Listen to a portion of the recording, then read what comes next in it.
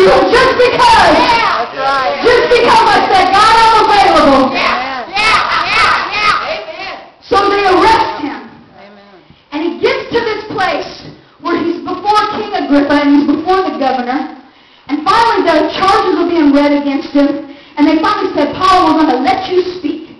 I want you to notice what he says in Acts 26, verse number 2.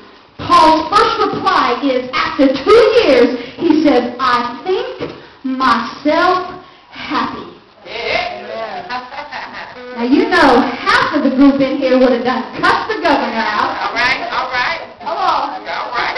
Half of us in here would have done given up on God's promises because we think God's promises are all good and goody, and if God told me to do this, I'm never going to have to suffer nothing. Here's Paul.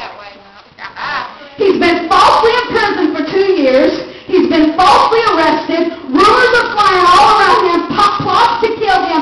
He's on trial for his life. And he says, I think myself happy. Yeah, come on. A lot of us.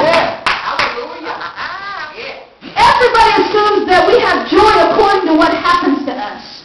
But the Bible says that a man has joy by the answer of his mouth. See, a lot of us, we blame the devil for stealing our joy when it was your tongue that lost your own joy. Because I request to you that just because things are going wrong in your life does not mean God's promises will not come